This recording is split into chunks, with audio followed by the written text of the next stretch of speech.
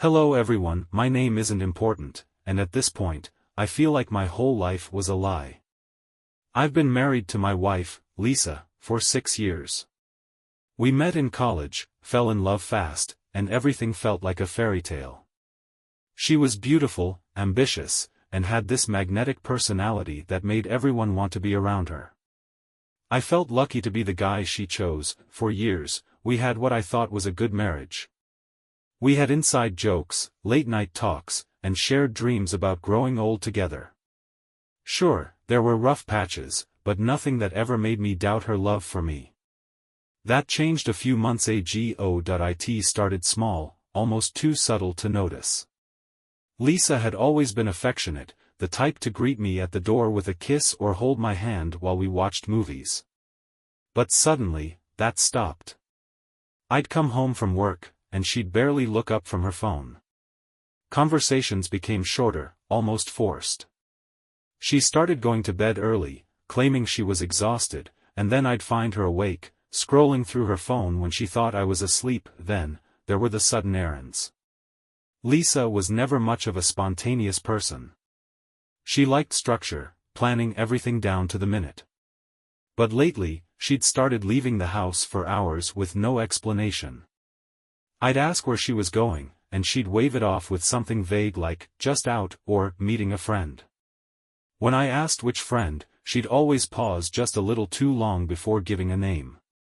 Something about it didn't sit right. At first, I told myself I was overthinking. Work had been stressful for both of us, and maybe she was just in a phase. I even blamed myself.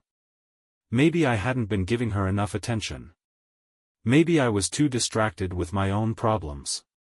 But then, there were other signs, things that were harder to explain away. One day, I came home early from work, hoping to surprise her with lunch. Her car was in the driveway, but she wasn't inside. I walked around the house, calling her name, but the only answer was silence. That's when I heard voices in the backyard. I peeked through the window and saw her standing by the garden, talking to our gardener, Miguel. He was younger, fit, and always had this easygoing charm about him. I'd hired him a couple of years ago to help maintain the yard, and Lisa had never shown much interest in him before. But now, she was laughing at something he said, touching his arm lightly, leaning in just a little too close. It wasn't enough to be sure of anything, but my stomach twisted in a way that told me something was wrong. When I stepped outside, Lisa jumped back as if I had caught her doing something illegal. Miguel turned to me, giving me a polite nod, but I noticed how he quickly put distance between them. "Hey," I said, trying to sound casual. "What's going on?" Lisa tucked a strand of hair behind her ear, something she always did when she was nervous. "Oh, nothing. Miguel was just telling me about some plants he's recommending for the backyard." I looked at Miguel, who nodded too quickly. "Yeah, just discussing some landscaping ideas." It wasn't much, but the way she avoided my eyes, the way she crossed her arms over her chest, told me there was more to the story. Still, I didn't push it. Not yet. That night, when we were getting ready for bed, I asked her again about Miguel. "You two seemed pretty close today," I said, watching her reaction. Lisa scoffed.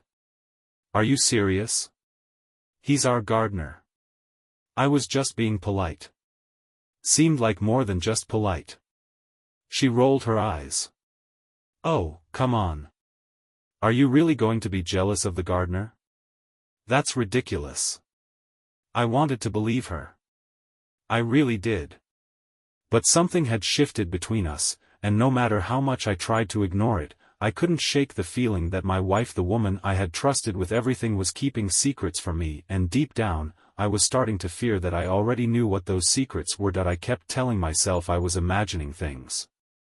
That I was being paranoid. But once the thought took root in my mind, it wouldn't let go.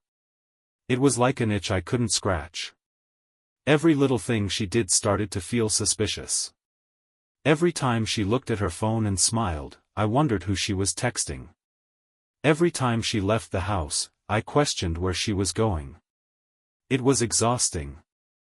I didn't want to be that kind of husband, the one who didn't trust his wife, but something inside me was screaming that something wasn't right. Lisa became more distant by the day. It wasn't just that she stopped being affectionate, it was like she didn't even see me anymore. I could be standing right in front of her, and she'd act like she was somewhere else. When I'd try to talk to her, she'd give me short, dismissive answers. If I asked her what was wrong, she'd sigh like I was annoying her. If I asked why she was always on her phone, she'd say she was just scrolling social media, but when I glanced over, she'd tilt the screen away from me. At night, she'd go to bed before me and pretend to be asleep, but I could feel her shifting, fidgeting, her breathing just a little too controlled. She wasn't sleeping. She was waiting. For what, I didn't know. But I had my suspicions that I started paying more attention to Miguel. Before, I barely noticed him beyond the work he did around the house. But now, I watched. I noticed how he always seemed to be around more often than necessary. I noticed how Lisa always seemed to find an excuse to be outside when he was there. Sometimes, I'd look out the window and see them talking, standing a little too close.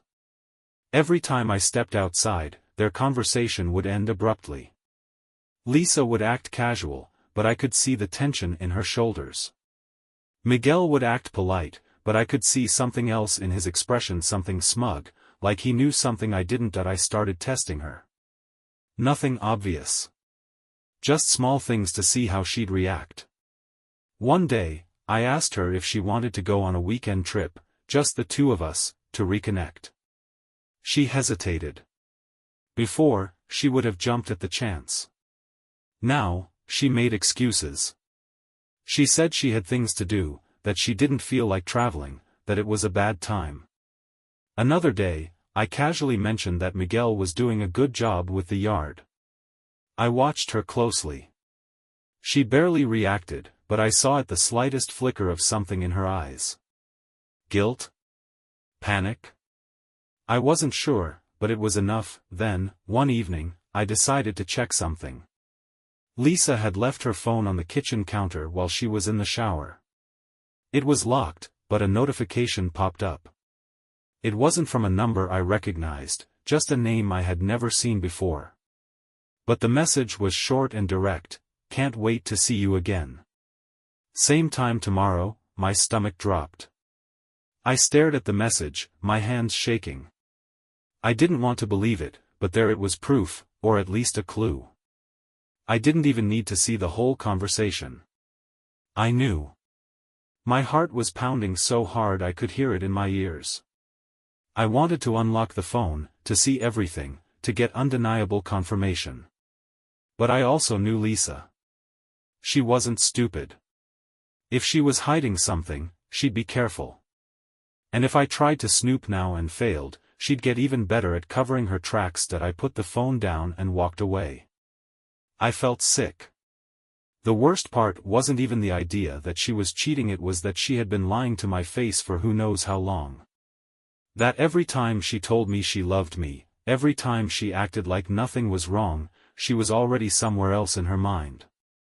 Maybe even in someone else's arms. That I barely slept that night. I just lay there, staring at the ceiling, running through every interaction, every moment of the past few months, wondering when it had started. Wondering if it was my fault. If I had missed something. If I could have done something differently. But deep down, I knew the truth. This wasn't about me. This was about her. About choices she had made. About the fact that she had looked at our life, at everything we had built together, and decided it wasn't enough. That I needed proof. Real proof. The kind she couldn't lie her way out of. And I was going to get it. That I spent the next few days pretending like everything was normal. It wasn't easy. Every time I looked at Lisa, I felt this unbearable mix of anger, sadness, and disbelief. I wanted to grab her and demand answers, but I knew that wouldn't get me anywhere. She was too good at lying, too good at twisting things. If I confronted her now, she'd play innocent, make me feel like I was the crazy one. I needed to be smart about this. I needed proof. The message on her phone had confirmed my worst fears, but I still didn't know the full extent of it. Was this just an emotional affair? Or had she already crossed that line? I had to find out. I started watching her closely. I noted when she left the house, how long she was gone, what excuses she gave. The patterns were obvious now that I was looking for them. She had a routine, and that meant I could predict her movements. Every Tuesday and Thursday, she suddenly had errands to run in the afternoon. Before, I never questioned it. Now, I knew better. Every time she left on those days, I checked Miguel's work schedule. He was always at our house in the morning but gone by the afternoon. That meant they were meeting somewhere else. I had no proof of that, but my gut told me it was true. I considered hiring a private investigator, but that felt like overkill. I didn't need someone else to do the work for me. I was going to catch her myself. I just needed to follow her, see where she was going, and get the confirmation I needed. The first time I followed her, I felt ridiculous. Like some jealous, paranoid husband in a bad movie. But the moment I saw where she went, all those doubts vanished. She wasn't meeting a friend. She wasn't shopping. She wasn't at the gym. She pulled into a small motel on the edge of town, the kind of place that didn't ask questions. She parked in the back, where no one could see her car from the road. And then, just minutes later, Miguel's truck pulled in beside her. I sat in my car, gripping the steering wheel so hard my knuckles turned white. I wanted to storm in there, to catch them in the act, to make them face what they were doing. But I held back. Not yet. If I walked in now, she'd just deny it, find some way to explain it away. I needed undeniable proof. So I waited. An hour passed. Then another. Eventually, they both walked out, looking relaxed, laughing about something. Lisa's hair was a mess. Miguel looked way too comfortable. It was all the proof I needed, but I still snapped a few photos just in case she tried to gaslight me later. Driving home, I felt numb. I thought catching her would bring some kind of clarity, some sense of relief that I finally had the truth. But it just made everything worse. Because now I had to face the reality of what this meant. My wife, the woman I had loved, trusted, built a life with, was sneaking off to motels in the middle of the day with our gardener. And the worst part? She was still going to come home, kiss me on the cheek, and act like nothing had happened. That night, I couldn't even look at her. I went to bed early, pretending I had a headache. She barely noticed. She was too busy on her phone, probably texting him, making plans for their next meeting. That I was done pretending. Done giving her the benefit of the doubt. She had made her choice. And now, it was my turn to make mine. That I had the proof. I had seen it with my own eyes. There was no more room for doubt, no more desperate hope that maybe I was just imagining things. Lisa was cheating on me with Miguel. And yet, I did nothing. At least, not right away. That I thought catching her would give me some kind of power, some clarity about what I needed to do next. But instead, I felt trapped in my own house, in my own marriage, suffocating under the weight of what I knew. Every morning, I woke up next to her, knowing she had been with him just the day before. Every night, she laid in bed beside me, scrolling on her phone, probably texting him, and I had to act like I didn't know. That I started noticing things I had ignored before. The way she would hum to herself while getting dressed, that same tune she used to hum when we first started dating. Except now, it wasn't for me. It was for him. She was dressing up more, wearing perfume even when she claimed she was just running errands. When she came home, she would immediately go to the shower, as if washing away the evidence of where she had been. And then there were the small lies, the ones she told without hesitation. That she'd mention lunch with a friend, but I'd check her location on the family tracker app, and she'd been nowhere near where she said she was. I never confronted her about it. Not yet. I wanted to see how far she'd go. If she'd ever slip up. If there was even a shred of guilt in her. But there wasn't. She was too good at lying. Too comfortable with it. I don't know if she had always been this way or if she had just gotten better over time. Either way, it made my stomach turn that I started withdrawing from her. Stopped trying to make conversation. Stopped showing any interest in her day. She noticed, of course, but instead of being concerned, she seemed relieved. Like my distance made things easier for her. Like she didn't have to try so hard to pretend anymore. And then, the worst part, the moment that made my blood run cold. One night, I was lying in bed, staring at the ceiling, while she was next to me, typing away on her phone. I glanced over, and for the briefest moment, I caught a glimpse of her screen. She was texting someone under a fake name, but I knew who it was. The message made my breath catch. I miss you already. I wish I was with you instead. Instead of me. Her husband. The man she had promised to love forever. I don't know what kept me from ripping the phone out of her hands and demanding answers right then and there. Maybe I wanted to see how long she would keep up the act. Maybe I wanted her to confess on her own, to at least give me that much respect. Or maybe I was just waiting for the right moment to strike. The next day, I made a plan that if she was going to lie to my face, I was going to make sure she regretted it. I called out of work and told her I had an important meeting that would keep me late. She barely reacted. I could see the wheels turning in her head, already making plans to see him. It was almost too easy. Sure enough, as soon as I left, she started getting ready. I watched from my car down the street as she got into hers and drove off. I didn't even need to follow her this time. I already knew where she was going. Instead of chasing after her, I went back inside and started gathering what I needed. I pulled out her laptop, the one she thought was secure, and started digging. I had never been the type to invade her privacy, but she had forced my hand. It didn't take long to find everything. Emails, hidden messages, even receipts for the motel. She wasn't just meeting him in the afternoon. There were dinners, gifts, weekends when she claimed to be visiting her sister but had actually been with him. It had been going on longer than I thought. Months. Maybe longer. I sat there for a long time, staring at the screen, my hands trembling. This was real. This was my life, but I wasn't going to be the fool any longer. I packed a bag, grabbed my things, and left. Not for good, not yet. But I wanted her to come home to an empty house. To feel, for the first time, that something was wrong. I wanted her to panic. Wonder if I knew. Start feeling the fear that I had been living with for months. And most of all, I wanted to be the one in control when the truth finally came crashing down on her. I left the house and drove around for a while, my mind racing. I wasn't sure where to go, so I ended up at a quiet park, sitting in my car, staring at nothing. I was supposed to be at work. That's what Lisa thought. She believed she had all the time in the world to meet Miguel, to laugh with him, to be with him while I was completely unaware. But not this time. This time, I was watching. I checked my phone.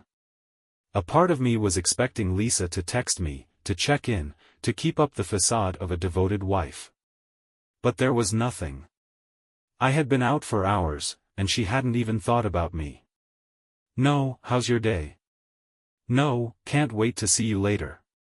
Nothing. I had become a ghost in my own marriage. I waited. Let her have her little affair. Let her get comfortable. Then, just before the time she would normally start heading home, I sent her a single message. When will you be home? A simple question, one that any husband might ask his wife. But I knew what it would do to her. She would see it and panic, because in that moment, she would realize that she had to lie. Again. And for the first time, she would wonder if I was starting to suspect something. I imagined her reaction. The way her body would tense up. The way she'd hesitate before responding, trying to craft the perfect excuse. I could almost hear her heart pounding as she typed out the message. A few minutes later, her reply came, just running a few errands. Should be home in an hour. Want me to pick up anything? Calm. Casual. Just another normal day for a loving wife. I didn't respond. I wanted her to sit with that uncertainty. To wonder if I had bought the lie, instead of going home, I went to a hotel. I checked into a room, sat on the bed, and stared at my phone, waiting. An hour passed. Then another. Finally, Lisa started texting again. "Hey, I'm home. Where are you?" I let the message sit. No response. A second message came. "Are you still at work?" Then another, "Hello?" I could feel her unraveling. I waited another 10 minutes before responding, "I'm out." That was it. No explanation. No details. Just 2 words, "She called immediately." I let it ring. She called again. Still, I didn't answer. Then, the messages came. "Out where? Why aren't you answering? Is everything okay?" And finally, the one I had been waiting for, "Are you mad at me?" That's when I knew. She was afraid. For the first time since this started, she was feeling what I had felt for months. The unease. The uncertainty. The sickening realization that something was wrong. I let her sweat. I turned off my phone and went to sleep. When I woke up the next morning, I had over a dozen missed calls. Texts piling up. All variations of the same message. "Where are you? Please call me, talk to me. I'm worried. What's going on?" And then, the last one, "Did someone tell you something?" There it was. The first crack in her carefully constructed lie. She was trying to figure out how much I knew. If I had heard something. If someone had seen her. I smiled. She was breaking and I was just getting started. I left my phone off for the rest of the day. I wanted her to stew in it, to feel every single ounce of panic that I had been drowning in for weeks. I imagined her pacing the house, checking her phone every few minutes, wondering where I was and what I knew. Maybe she even tried calling Miguel, asking him if he had noticed anything unusual, if anyone had seen them together. I pictured her standing in front of the bathroom mirror, trying to read her own expression, trying to decide if she looked guilty. By the time I finally turned my phone back on that evening, the flood of messages nearly crashed it. The same frantic texts, the same desperate attempts to reach me, all leading up to one final, telling message, "We need to talk." That was how I knew she was coming undone. The lies were no longer effortless. She wasn't sure if they were working anymore. She wasn't sure if I was still buying into the illusion of our perfect marriage. She was unraveling, and I hadn't even confronted her yet. That was the best part. She was drowning in paranoia, suffocating under the weight of her own deception, and all I had done was disappear for a single day. I drove home slowly, savoring the moment. This was the first time in a long time that I felt like I had control. Not her. Not Miguel.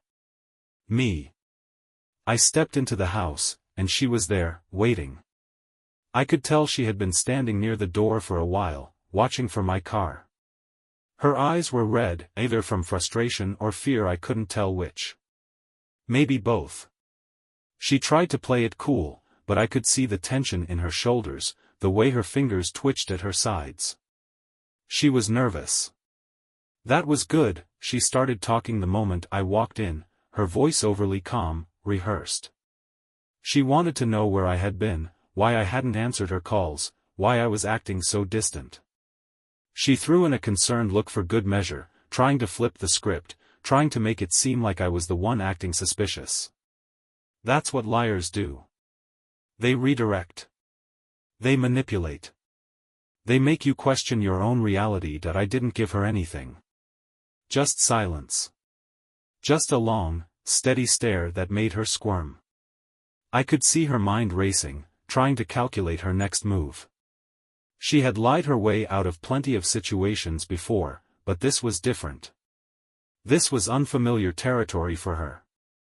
I wasn't reacting the way she expected. I let the silence drag out just long enough before finally saying, "I know."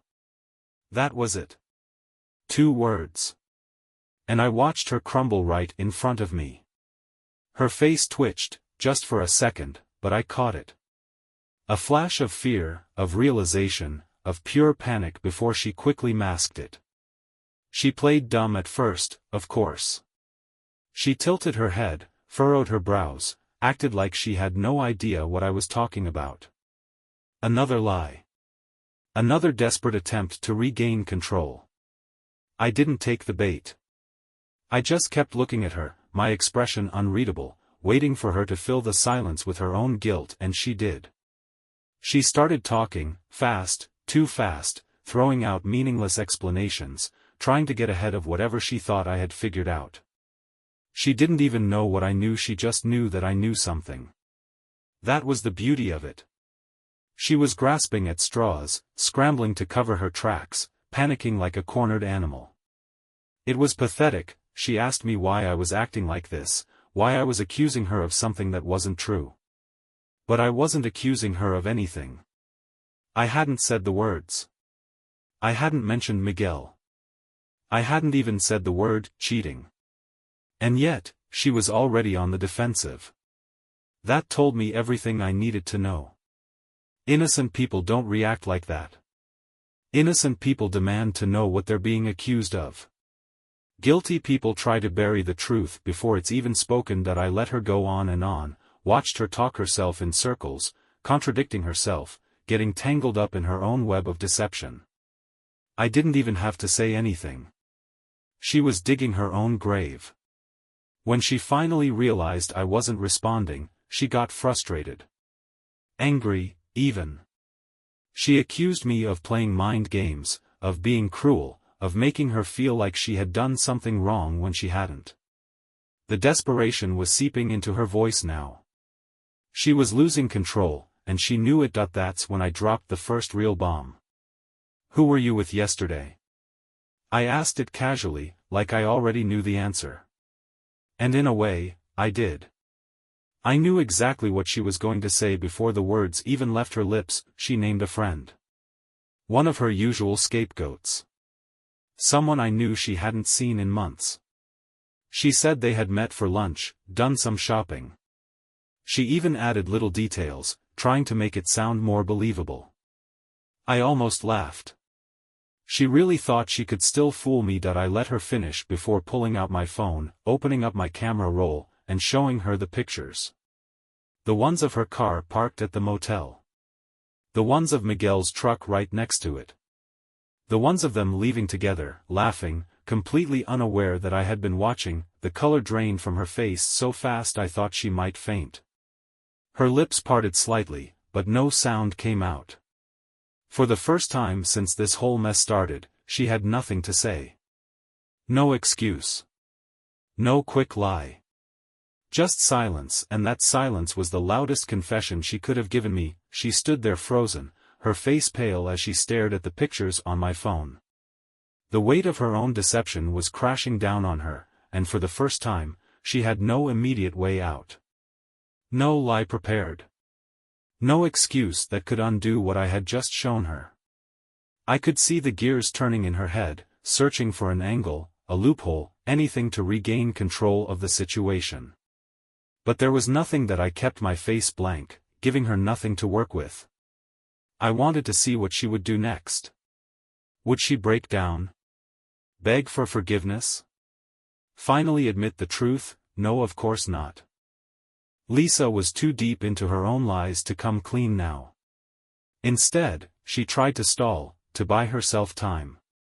She looked up at me with wide eyes, shaking her head slowly, as if trying to convince herself that this wasn't happening. And then, in the weakest, most pathetic attempt at denial, she whispered, "It's not what it looks like." That made me laugh. Actually laugh. I couldn't help it. Even now, even with cold, hard proof in front of her, she was still clinging to the hope that she could manipulate her way out of this. That I let the laugh die down and just stared at her, waiting. I wanted to see how far she would take this. She swallowed hard, straightened her posture, and tried to sound more confident. She said she had been at the motel, but not for the reason I thought. She claimed Miguel had been helping her with something. She made up some ridiculous story about him assisting her with a personal matter that she didn't feel comfortable discussing with me yet. She even tried to turn it on me, saying that if I had just trusted her, she would have explained everything in her own time. I just nodded, letting her talk. letting her dig deeper into the hole she had already buried herself in. Then I asked, "And how long has Miguel been helping you at motels?" That made her flinch. She hadn't expected me to be so direct. She blinked rapidly, looking away, suddenly unable to meet my gaze. The confidence she had tried to fake just a moment ago was slipping fast. She started throwing out more explanations, all of them absurd, all of them contradicting the last. She insisted she hadn't been sleeping with him, that it was just a misunderstanding, that she couldn't believe I would accuse her of such a thing. But she was too flustered, too desperate. She wasn't in control anymore, and she knew it, and then, when she realized the lies weren't working, she did what I had been expecting all along. She got angry. She accused me of violating her privacy, of spying on her like some jealous lunatic. She acted offended, as if I was the one who had done something wrong. She even went as far as to say that my obsession with Miguel was the real problem here, not her actions. She called me paranoid, controlling, insecure. She said I had ruined our marriage by not trusting her. I just stood there, letting her words bounce off me like they were nothing. Because they were nothing. A last, desperate attempt to shift the blame, to rewrite the story in a way that made her the victim and me the villain, but she knew. And I knew that it was over. She could scream, deny, twist things however she wanted. It didn't matter anymore. The truth had already been exposed, and no amount of manipulation could change that. And now, it was time for me to decide what came next. She was still yelling when I turned and walked away. I didn't storm out, didn't slam any doors. I just left the conversation hanging, letting her words echo into the silence I had created. I wanted her to feel it. The absence of control. The realization that no matter how loud she got, no matter how many accusations she threw at me, none of it mattered anymore. That I went into the guest room and locked the door behind me.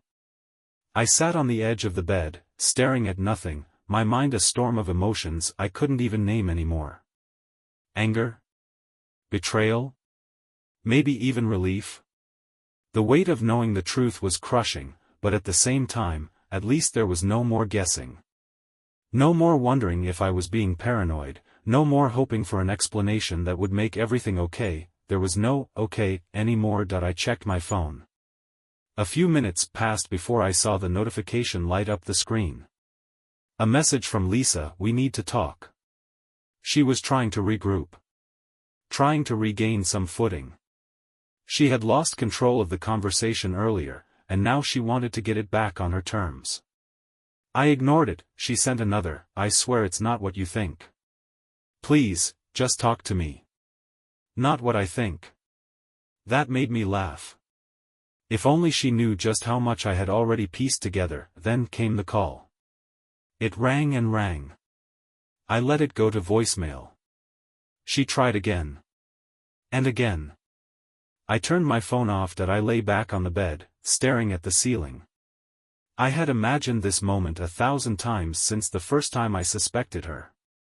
Imagined confronting her, catching her in the act, making her confess. But now that it had happened, it felt empty. Like I had been fighting for something that had already been dead for a long time. The next morning, I finally came out of the room.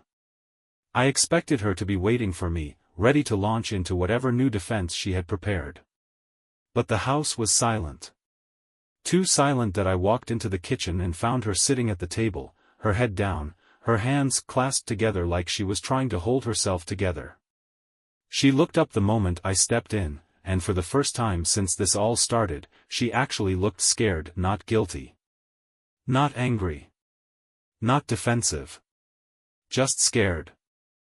Maybe she had finally realized this wasn't a game. She started talking immediately.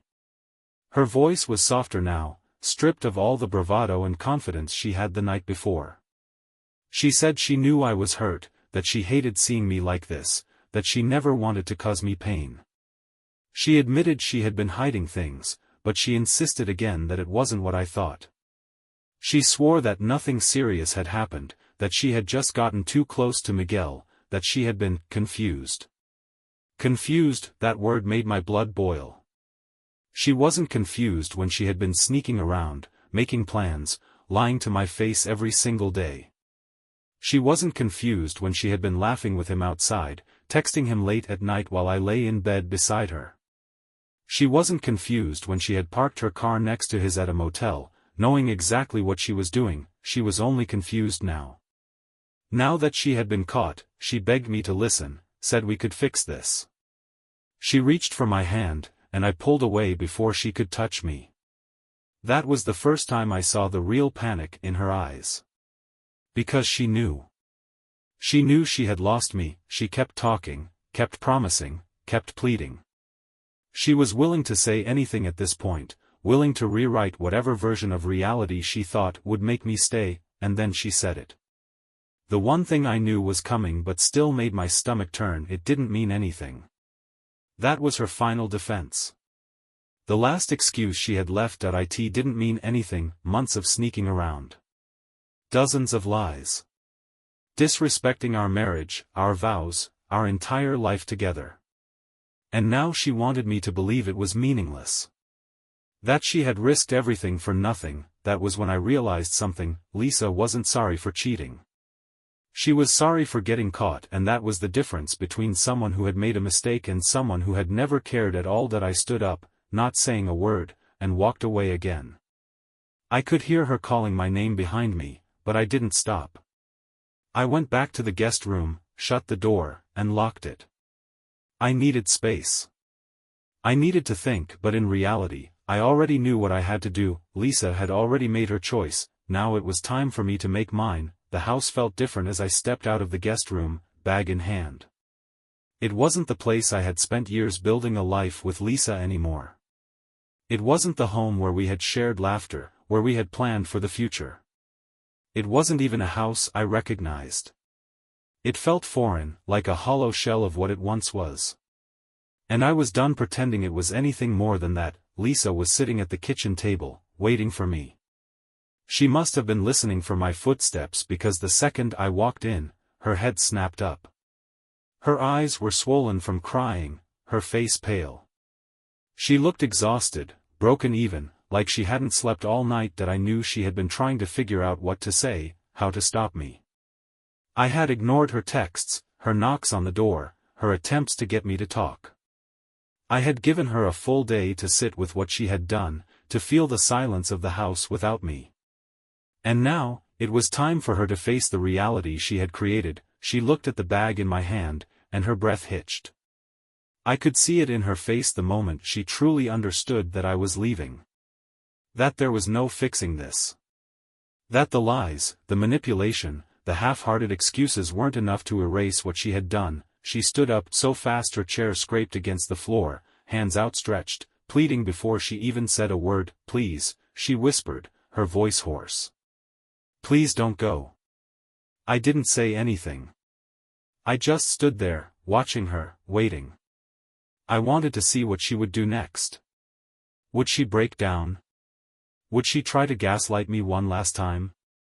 Would she still try to deny it? She took a shaky step forward.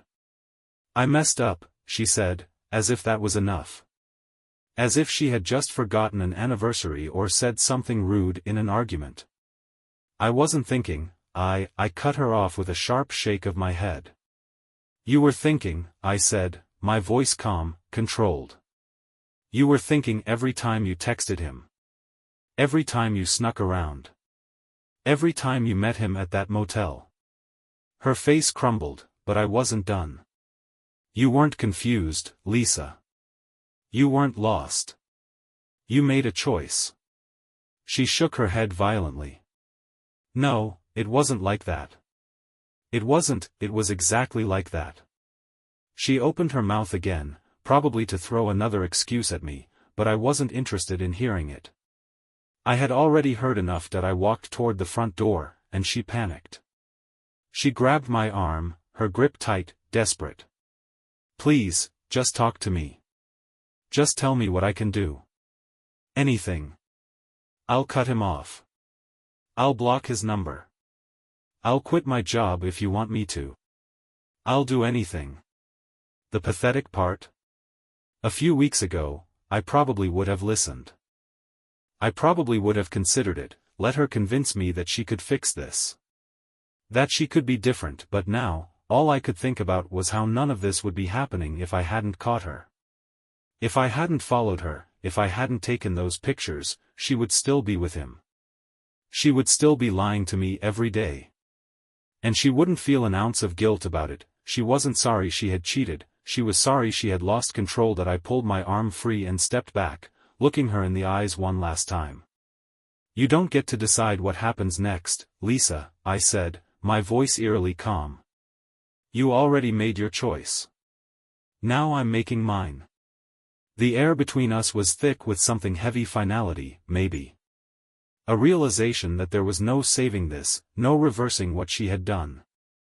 I wasn't going to be one of those men who let himself be disrespected over and over again, clinging to something that had already died. Tears spilled down her face, but I didn't feel anything anymore.